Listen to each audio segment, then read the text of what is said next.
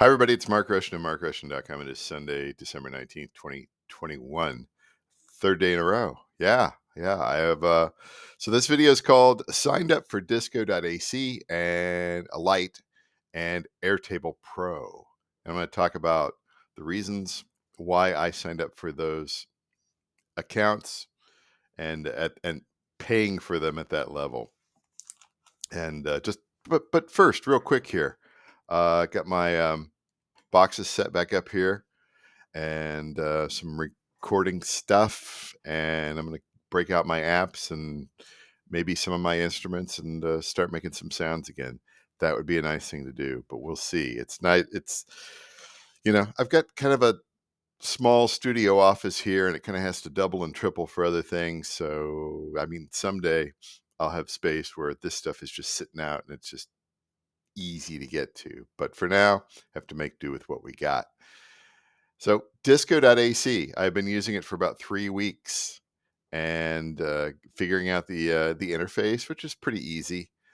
I had some problems with what do they call it? Ingesting music into the system. So what I just did was I just uploaded I think it was wave files, and that's fine. And what is DISCO.AC used for? In my research of trying to find a micro licensing firm or some sort of agency that deals with that for music synchronization for recording artists. I found out that everybody used DISCO.AC, and they were all. I watched lots of different videos, heard different podcasts, and everyone was just like, "Oh yeah, we use Disco. Oh, I love Disco. Disco's great." So it's kind of the thing that artists use to build small playlists for submission purposes. And then likewise, people who work at music licensing agencies or they're creatives, within various areas of different industries, that way they can receive targeted playlists, that sort of thing, for again, for evaluation and all that sort of stuff. That's what it seems like anyway. And I thought, well, since everybody is on it and seems to love it and it makes their life easier, then I should be on it. That's kind of how I feel. But it's a lot of work getting the tracks in there and then getting all the metadata filled out and stuff. And it's I don't know. It's just going to take some time. And I'm not going to have everything in there. So I chose specific tracks, specific albums, and we'll just start small.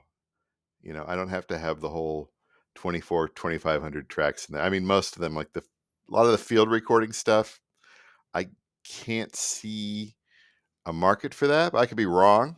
Like some of the things, city sounds and things like that may actually have, but I don't know, maybe everybody else is doing that. But who knows, right? I may have the right thing I may have the right air conditioner sound that somebody wants, right? Or the best Katie did sound. I have no idea. So you just eventually I'll get all that figured out. So why did I choose? There's a couple of different. I think there's like 3 different levels for DISCO.AC, and they have a free period of 30 days, and then that's it. They don't have like a free version. So I chose the Lite version, which is up to, what is it, 500 tracks. It's up to 500 tracks. And I thought, there's no way I'm going to get 500 tracks into this thing this year unless the ingesting aspect works. I can figure that out, but not really a huge priority for me. I don't mind uploading some things periodically, but really, I mean, I think I'm at, I think I have 63 tracks in there. If I get to a couple hundred, 200 or 300 by the end of the year, that's fine. They do have kind of a full version or pro version or something like that. So this cost me about $103 for an annual subscription, Lite subscription with tax and everything. The next step up is well, You can go out there and find that out. It was more, and I was like, I don't think I'm going to use any of this stuff just yet. And of course, if I find out that I need to use that stuff at some point, I can always upgrade. Not a big deal. That's sort of my philosophy on that. So yeah, here's the first playlist that I made within Disco. It's the Ambient Dreamy Moody by Mark Rushton. It's a kind of an overview of some of my quieter tracks released over the last 13 years. 6 tracks. It's just getting started. Just getting started, because I think I'm gonna have to build, like how I build public playlists on things like Spotify and Pandora and Deezer and Amazon Music and all that sort of stuff. I'm gonna have to do the same sort of thing on Disco, but it's different. We'll see. We'll see. And the other thing I did today was that I purchased the pro version of Airtable, which was $240 for a year. And this one, um, that's a chunk of money. And I could have stuck with the free version, but there are some things about the Gizmo Plus template that I'm using for putting all my tracks and metadata information into Airtable that I look good, and I thought I might use those in a few months. So let's spring for the pro version. And so here is the pro plan, and this is out on their website in a different format, but 50,000 records per base. On the free version of Airtable, I was limited to 1,000, and since I was able to get over 1,000 of my tracks in a CSV format and all the metadata from SoundDrop, I thought I better get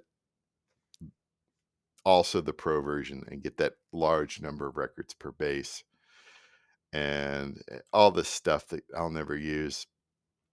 But I needed the limit, so that's fine. And the great thing about Airtable is that eventually I'll have all of my tracks in here with all of the UPCs and the ISRCs and the ISWCs and tons of other metadata out there. So I will finally have everything in one spot. And if I want to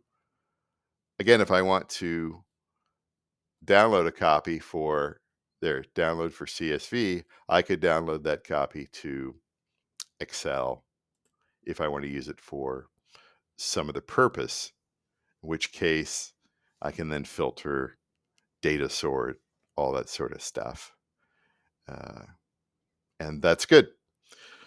So yeah, I'm on my way. I'm on my way to getting my catalog properly organized, I think. I suppose, yeah, I could have just done everything in Excel or CSV, but there's some things with regard to, um, and where do I have the ability to move over here?